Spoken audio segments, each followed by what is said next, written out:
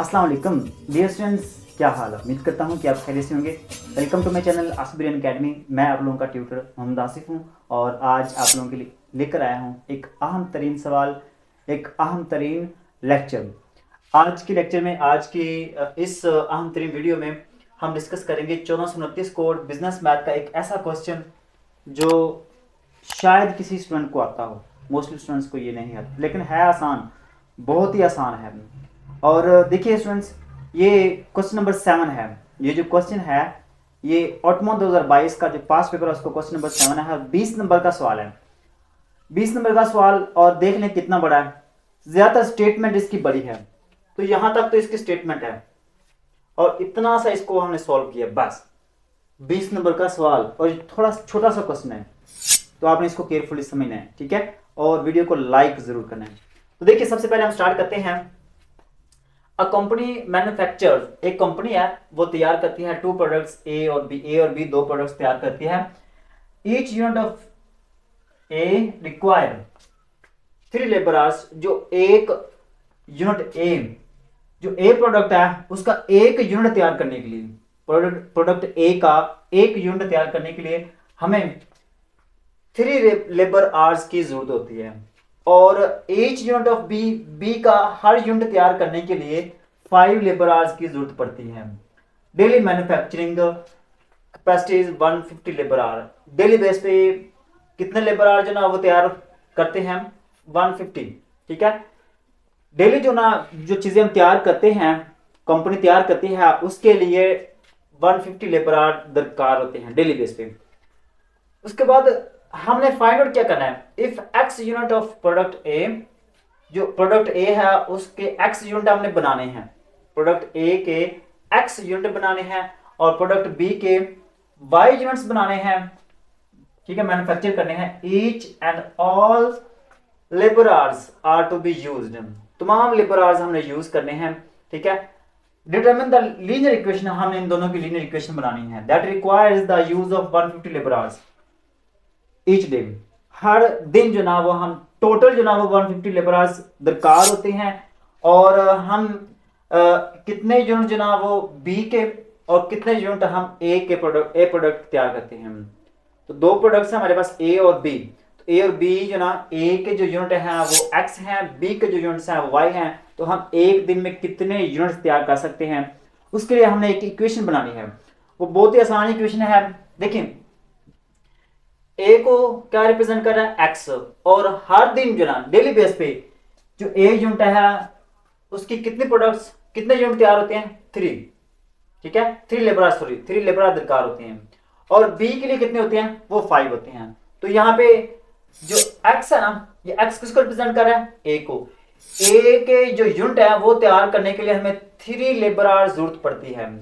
और बी के जो यूनिट्स हैं, बी के वाई यूनिट्स हैं, तो वाई यूनिट तैयार करने के लिए हमें जो ना डेली बेस पे 5 लेबर आवर की जरूरत पड़ती है, ठीक है।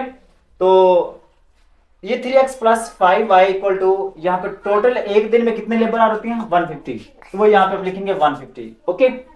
उसके बाद हम बात करें क्वेश्चन नंबर 2 की। उसमें वो क्या कहता है कि how many units of A के कितने यूनिट हम तैयार करेंगे can be made each day, एक दिन में।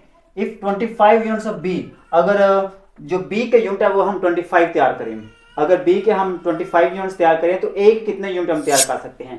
और इसके अलावा ईच डे की बात कर रहे हैं, तो यहाँ पे याद रखना ईच डे मतलब कि 150 लेबर आवर हम काम करते हैं, ठीक है। रिक्वायरमेंट होती है 150 लेबर आवर्स की रिक्वायरमेंट होती है।